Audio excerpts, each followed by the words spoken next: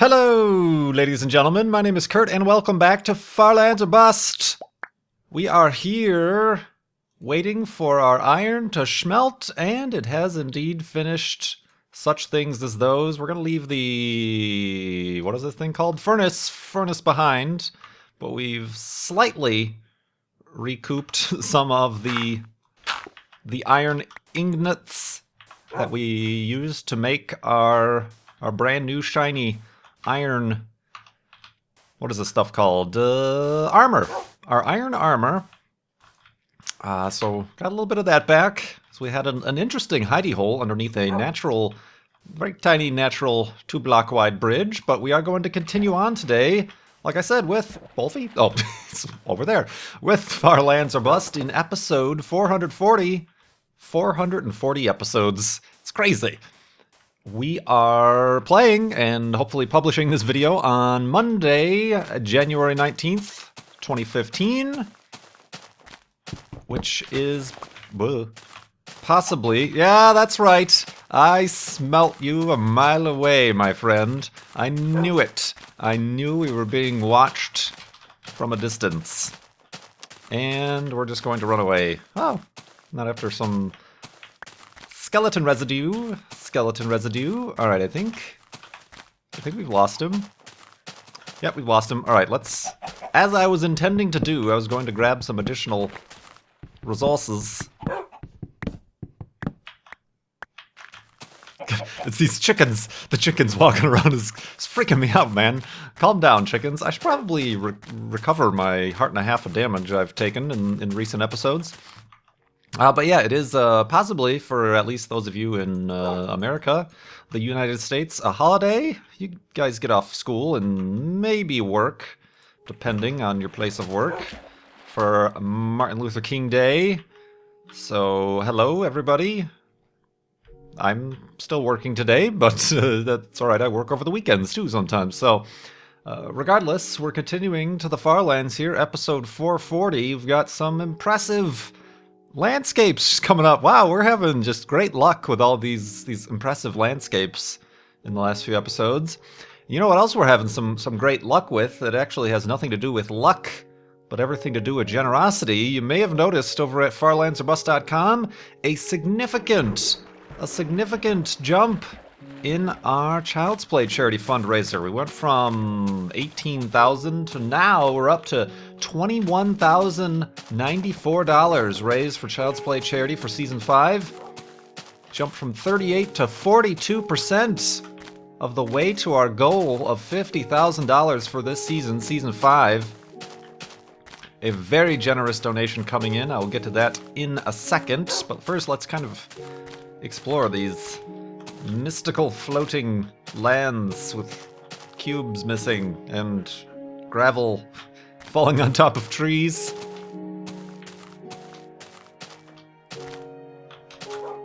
Ooh, that's neat. Sort of. Except for all the activity going on inside.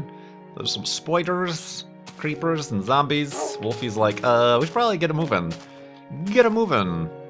It's kind of a neat, probably not as impressive as I thought from a distance, but pretty neat still. Ow! Well, careful, Wolfie. Well, I guess I really can't criticize you for not being careful there, as I myself seem to have twisted my ankle on that little fall there. But yeah, we got a lot of donations, and like I said, a very significant one from Zero Squadron. I won't go into the specific details or numbers or whatnot. Respect privacy there, but basically Zero Squadron sent me... ooh, should I go through here? This seems rather dangerous. Oh, I gotta break my way through as well. Alright, we're free! Oh, that was an interesting path. But yeah, Zero Squadron, a very generous donation, coming in part thanks to, he says, well, bad news, I suppose. His great uncle passed away and left him some money, most of which to pay for his college, so congratulations. Please learn much and expand your knowledge, and already you're doing good things for the rest of the world, so I'm assuming you're going to go into a field that then helps people even further, but he says he wanted to then put a portion of that towards charity, and he did indeed towards Child's Play charity here, helping get a lot of toys, books, and games to kids in hospitals all over the world. Great indeed for Zero Squadron to have been so generous there, and also for everybody else who has donated since the last episode and this entire season. And throughout all the seasons of Farlands or Bust, I don't want to leave anybody out. But yeah, Zero Squadron said that he decided to give a bit of that to the charity, so appreciate that. And Zero Squadron has some questions here as well, so I suppose I'll see if I can get around to answering these questions. No, I'm going to skip your questions. You were so very generous. No. Let's see here. We have... Anyway, questions. First, oh, your dentist story was awesome. I'm assuming you're referring to the... Well, I had a few dentist stories, did I not? I had the story about when I got my wisdom teeth pulled out. I think I told that one. Or maybe I didn't. Also, the dentist story about the not-so cavities that myself and all of my sisters very conveniently got around the same time from the dentist, who himself had green teeth. And to recap, we barricaded ourselves in my bedroom, and then my mom kicked a hole in the bedroom door. It was one of those kind of cheapo cardboard hollow doors that a lot of homes come built with to save money, I suppose. But then for the remainder of the time that I lived there, there was a hole in the bottom of my door. But yeah, maybe that's the one you're referring to. That's the most recent one I've told. He asks, have there been any other amazing stories from your childhood? I'm afraid not so much. Not so much with the amazing stories of the childhood. I mean, it might just be my own... You know, like you try to think of things that happened to you growing up or at home or whatever, and to you they might not seem so amazing because they actually happened, and it's kind of like, or perhaps they were a little bit traumatic, like having your mom kick your door in. But I'm trying to think, and not really. Oh, here we go. Here. It's story time with KurtJMac. Well, let me answer your preceding or following, one of the two. Strike that, reverse it. Questions, and then I'll get back to story time. Oh, cobblestone. Let me make a couple boats here. Good thing I got that additional wooden planks. Whoa, hi Wolfie. How you doing? Don't mind me. Just crafting some boats.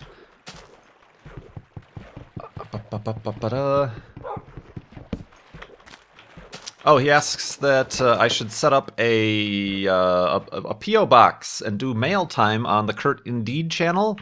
I have always been resistant to setting up a P.O. box. Certainly no judgment or anything against those YouTubers who do have a P.O. box, but I'd rather, with the Child's Play charity thing, you know, instead of people paying money on postage and perhaps even getting me things or items in the mail, I see some of the stuff that people get in their P.O. boxes, other YouTubers, and while very generous and thoughtful, it just seems like I'd rather have that effort put into the Child's Play charity fundraiser, which is kind of what I've always maintained, and postage is expensive and Indeed and whatnot, and I wouldn't want to feel like there's any sort of imbalance between those who can send things versus those who can't. A lot of the mail times or other opening of mail, people say, oh, I'm sorry, I can't send you anything. Well, no, I don't want there shouldn't be any sort of, like, you shouldn't feel bad for not being able to send anything to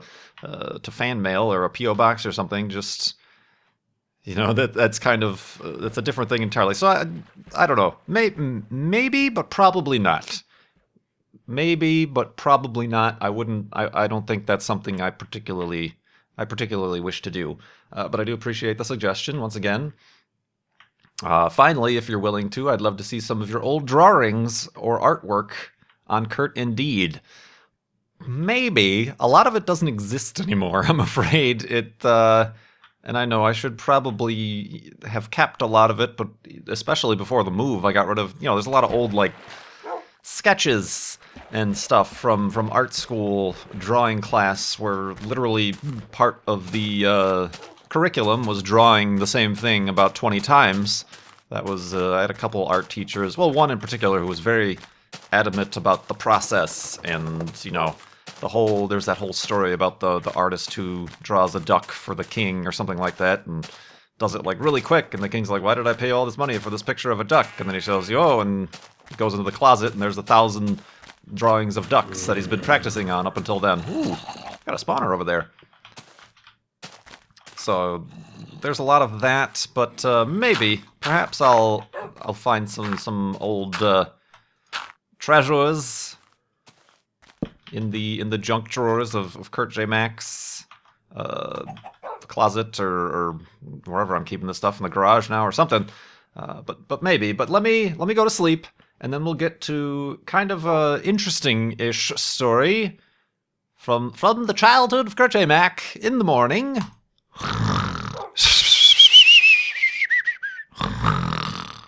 And awakeness.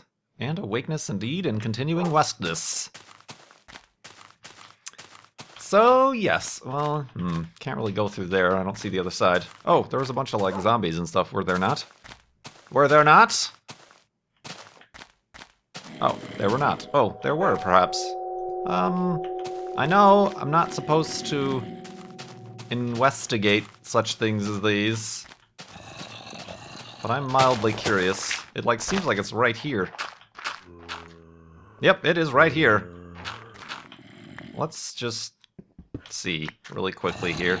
You know what? Let's do this as well. Preservation. Oh, this is like the corner.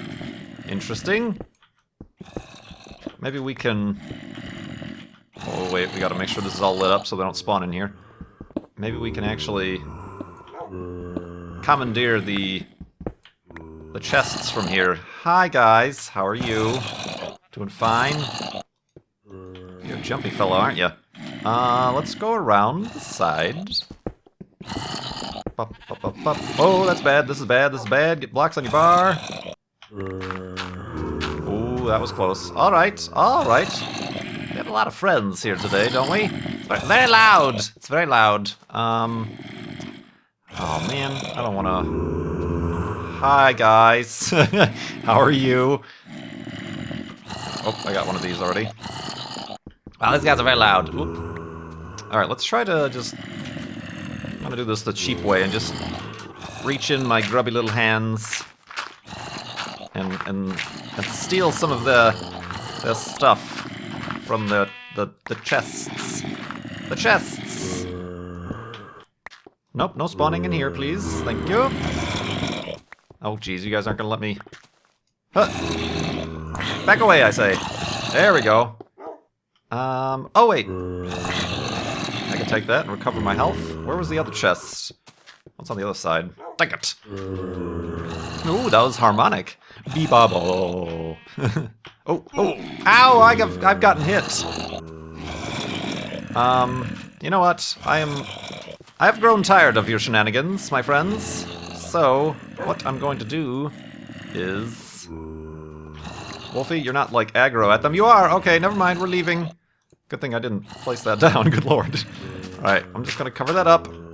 Wolfie, we're leaving. Never mind, never mind. He'll spawn, and then forget about them. Yeah, I took some damage. They scratched me! Took some damage from them, and then Wolfie gets all angry at the zombies. Wolfie! Hey! Hey! Hey, Wolfie, there he is, yep. Yep, he's still looking down for them. Don't be angry! Yeah, you! So, anyway, sorry. Sidebar. Let's eat this bread. Zombie bread. And we can continue on. Yep, see, that is exactly why I have to start... I've been failing at following my own instructions of not exploring dungeons that I cannot actually see from the surface. So, the story. It's been a long time coming because I've been teasing it, but have not been actually saying it. Yeah, I can't remember how old I was, but if you remember, I've said many times that I was indeed interested in airplanes and flight, and even at some point maybe joining the Air Force after high school. Careful, Wolfie. But I was probably middle school-ish. That is 6th to 8th grade, for those of you who don't follow the same school schedule as North America here, or the USA, I suppose, even more specifically. There was a local airport near where I grew up, and they had open house stays. Not necessarily an air show. There were some of those sometimes where the jets and the different antique airplanes would come in and it'd be kind of a proper air show. Well, that was really creepy. That looked like an elevated hidey hole over there, did it not? I think it's just the grass and then there's some snow on the one side. It looks like a bed. It's a natural elevated hidey hole. Yeah, look at it. That's pretty crazy looking. Anyway, sorry, distracted again. But anyway, there was like an open house thing, and they just happened to have like airplane rides, just in, private pilots with their single-engine Cessnas. I'm not sure the specific numbers, but your single-engine Cessnas where the wing is over the top and blah, blah, blah. There's basically a four-seater. I was there with my sister, and my dad signed myself and my sister up for the airplane ride or whatever. It was like a free airplane ride.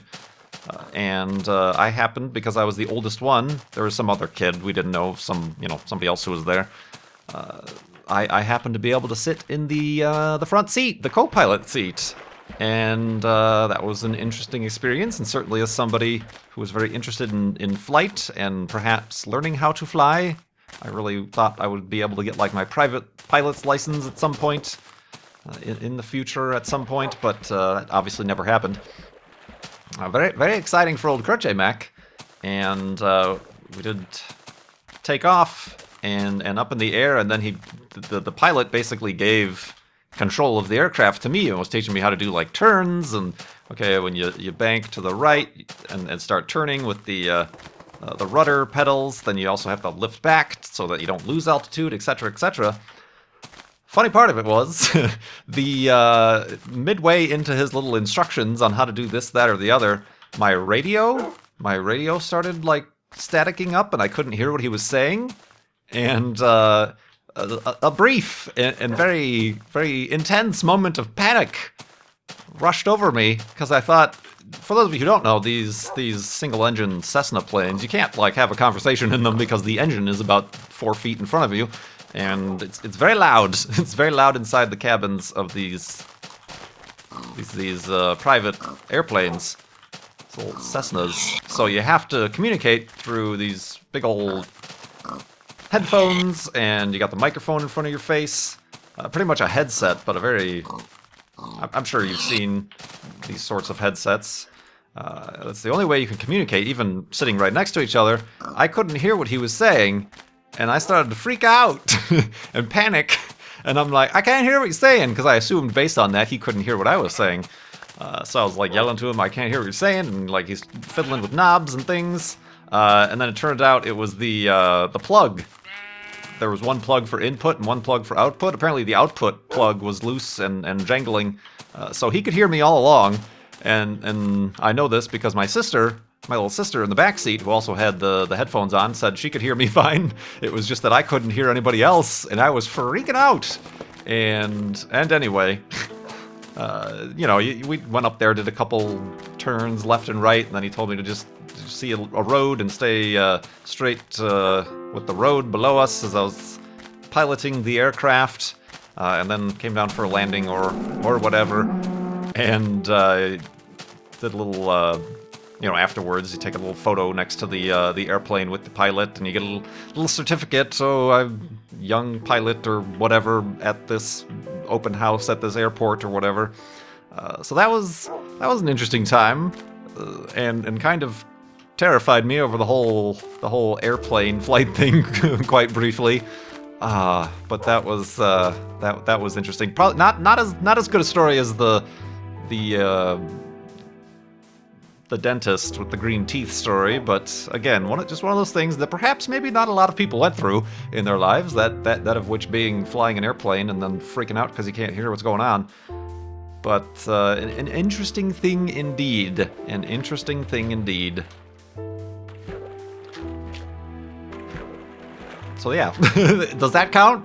Now I feel like that wasn't as good a story as I thought it was in my head. I'm like, oh, that one time I flew an airplane and then freaked out because I couldn't hear what the pilot was saying.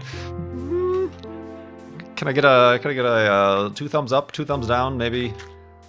Lacking in the plot and punchline, but an interesting story overall, maybe. Who knows? Who knows? But regardless, thank you very much, Zero Squadron, for your very generous donation, and we, the Farlander community, wish you the best of luck off to school, college, or maybe you were already done with college. I don't know, but regardless, thank you very much for your generosity. Indeed. Indeed. I have in the last video, a YouTube comment. Natalie asked, have you seen any pink sheep? Not for a while. If you haven't been following the series for a while, there are the rare random moments where we do come across the pink sheep, and it is a momentous occasion. Pink sheep are naturally spawning very rare colors of sheep. There's a little bit back there in the early or late 300s of episodes where we found a few, like, multiple episodes in a row, did we not? And it was kind of, whoa, this is crazy. But it's been a long time since we've seen pink sheep. As I glance and see a flash of pink in the distance, that turns out to be a pig. So yeah, it's been a while since we've had pink sheep. There were a few pink sheep during the the second Flobathon? Was it the second one or the third? No, the second Flobathon, where it was right as we raised our goal for Child's Play charity during the Flobathon that we saw a pink sheep, so we actually made the pink sheep monument. We sheared his wool and made a little monument out of the pink wool, and I forgot what the amount was that we raised. It was something like 72-ish thousand or something crazy like that we made a monument for. So the pink sheep are again one of these important kind of features of Farlands or Bust. Speaking of which, snoring while I sleep is also an important feature of Farlands or Bust, and I'm going to do that right now.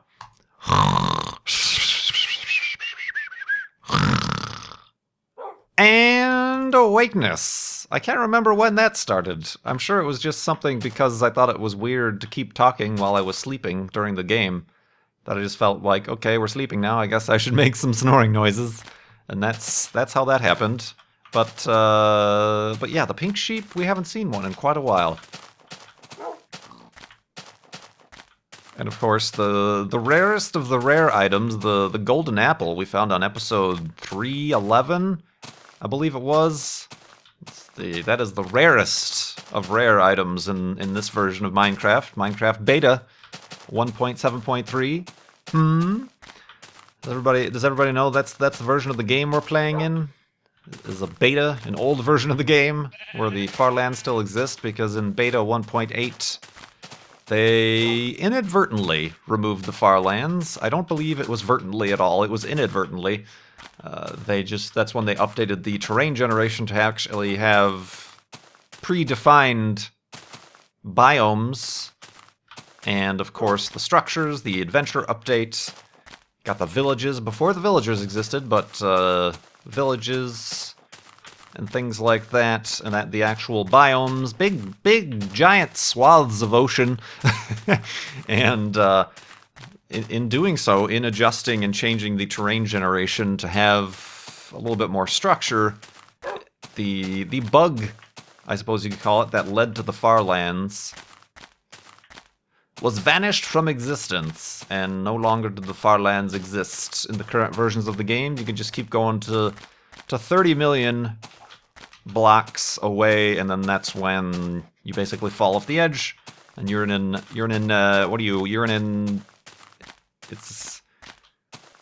it's like an illegal location. You end up getting an error like player in illegal location or something like that. The jitteriness, the floating point jitteriness precision still exists. That's still a thing that happens at those distances. But otherwise, the actual Farlands themselves, the terrain feature that is the Farlands, or I don't know what specifically caused those, but the chunks start like overwriting on top of each other and stuff, over double generating or something, really isn't what happens anymore. And it was a great loss, but that is why it was almost a blessing in disguise, I suppose, because now we have this very unique series. Not only are we just walking, but we're walking in the old version of the game, and we're getting all this nostalgic terrain generation that a lot of people haven't seen. There's a lot of people, a lot of you guys who have joined the series. Brown sheep are kind of rare, but they're not as rare as pink sheep, who've perhaps started playing Minecraft in the last year or so and have no clue that this is once what the game looked like and that there weren't predefined biomes. There were just random swaths of snow. And then this stuff, which kind of resembles extreme hills, but certainly not as planned. A nice little canyon we got going through here. So I think it was kind of a blessing in disguise. And you can yourself, if you're playing Minecraft on the PC, with the launcher, you can select old alpha and beta versions, and this is B 1.7.3 is what we're playing in. If you yourself would like to try generating a Minecraft beta world to explore it, obviously there's no hunger. There's the food, as you saw, just regenerates your heart straight up, I say, and no enchanting, no boss battles. It was a simpler time in Minecraft history. A simpler time indeed. Also, when you probably hear me take damage, when you go, "Oh," you have the male voice take damage instead of the ankle break sound when you take damage. The old ankle break. I thought that was kind of disgusting when they added that, when they changed the damage from the "ooh" to the "k." I'm like, oh god, it feels like bones snapping. That's nasty. Well, that's gross.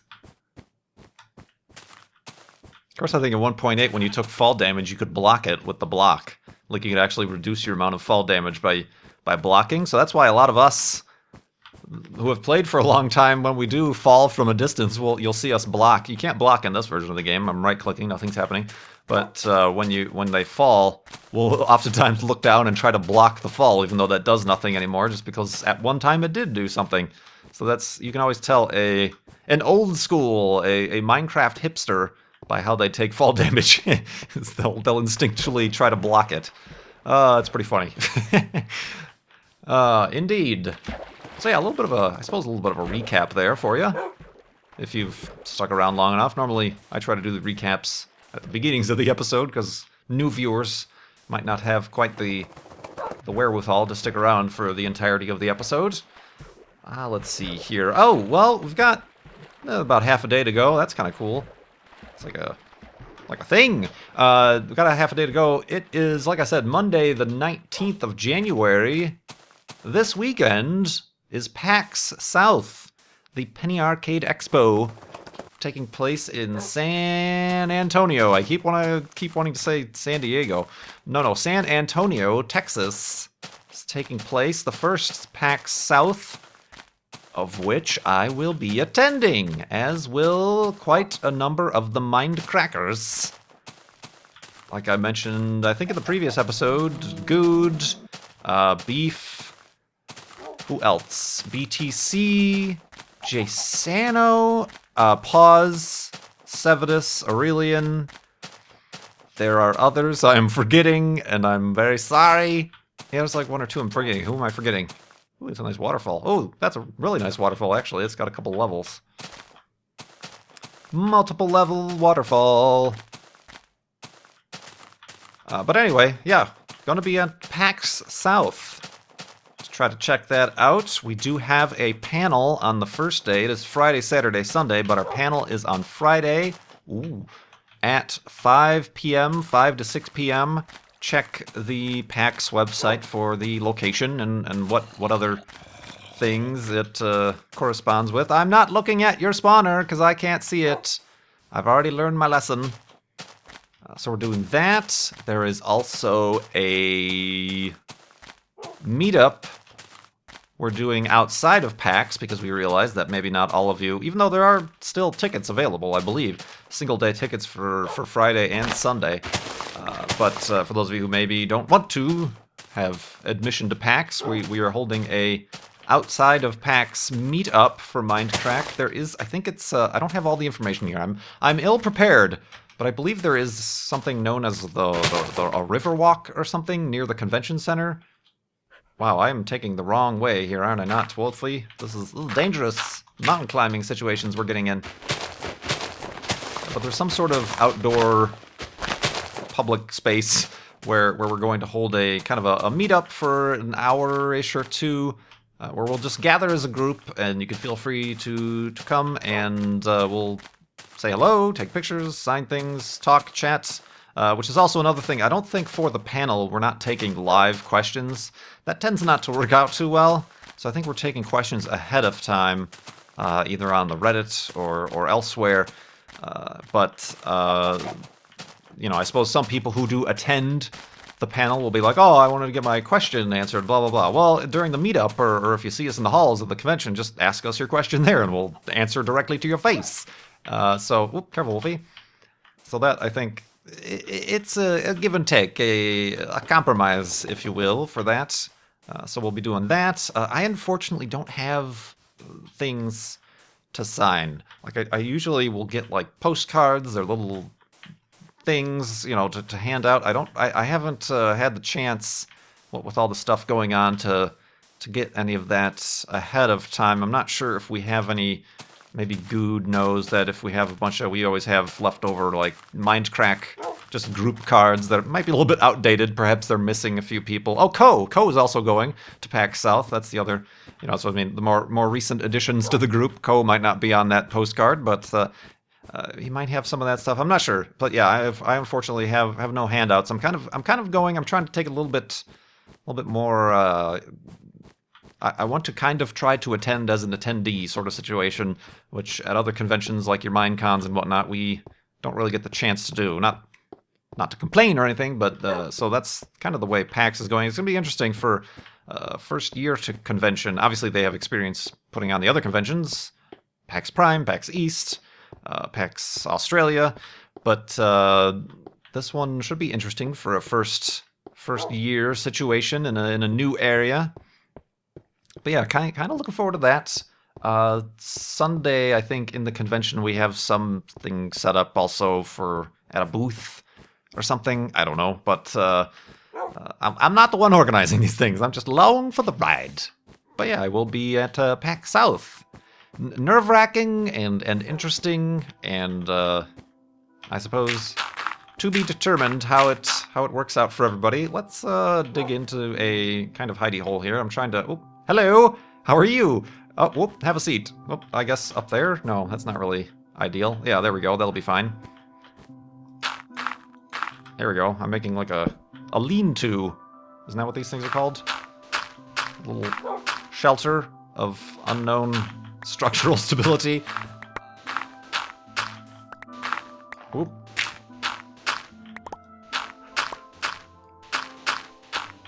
Yeah, I'm gonna have to kind of make this a little bit more complete than this. All right, let's do that, and that, and that.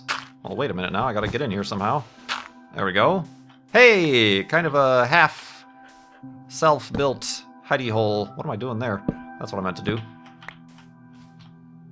Woof! Neat. Maybe you should move forward a little bit, Wolfie. I'm gonna forget that you're there. There we go. Guard the entrance. Guard the entrance. So yes, we will be attending that, indeed. So I look forward to seeing those of you who will also be there. And because of that, we will not have a Friday episode of Far Lands or Bust, obviously. Wednesday, I'm still planning on getting episode 441 up before we go. And then, of course, Monday, I will not have an episode because I will be traveling back home during that time. So I appreciate your patience. I'm doing a lot of recording here to get a little bit of ahead of time. We did start, myself and Esteban, Vintage Beef, have started the oft-requested Formula One series. This time in F1 2014, we started that on Saturday. That is a weekly series for those of you who maybe haven't caught it before, but We do that once a week, a lot like how the actual F1 series runs. So every Saturday right now is how we've got that going. So appreciate everybody for the views and the likes and the love on that series coming back. I appreciate it. And of course, I appreciate all of the donations to the Child's Play charity. Generous and simple and everything in between. Every little bit counts. I do appreciate it. And it looks like we are starting to get a lot closer to that $50,000 goal. I might not have to do my evil little plan to try to encourage more donations. Or maybe I will. Bum bum bum. Find out. Possibly in the near future on the next Farlands or Bust. Oh, my name is Kurt. Thanks so much for watching. I will see you next time.